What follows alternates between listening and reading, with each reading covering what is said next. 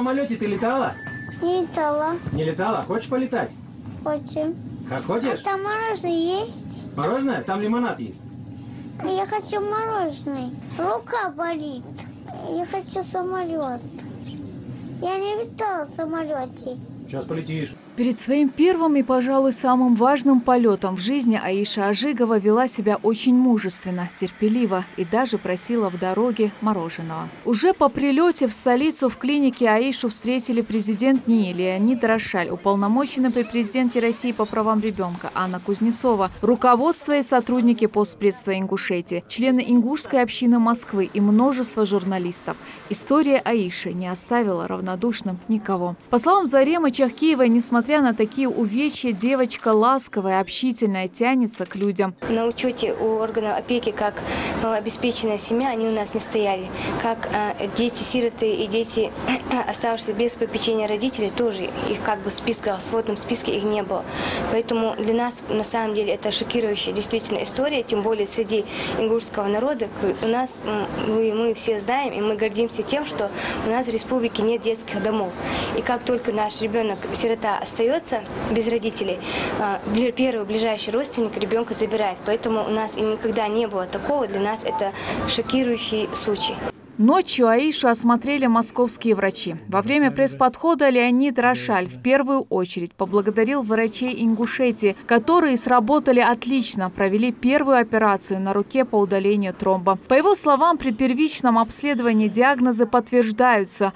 У девочки серьезные повреждения кисти, за нее нужно бороться. Она будет помещена в специальную камеру, где ее будут насыщать кислородом. Все, что необходимо для лечения, у нас есть, включая квалифицированный персонал. Я хочу сказать хорошие слова врачам Ингушетии, которые сделали очень хорошее начало лечения, хорошую операцию.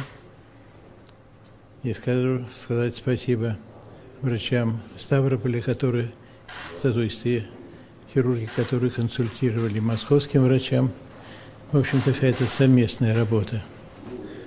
Но при обследовании, этом первичном, диагнозы фактически подтверждаются. Серьезное повреждение в области кисти. За нее нужно бороться. У нас уже готова барокамера для этого.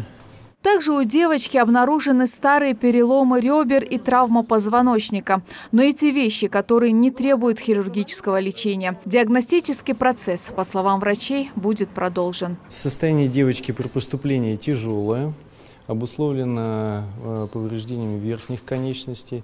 Левая ручка, в принципе, сохранна, мы тоже за нее поборемся, а вот правая немножко посложнее, поэтому все силы будут брошены на ее спасение. Сейчас, как уже сказал Леонид Михайлович, будет проводиться гипербарическая оксигенация.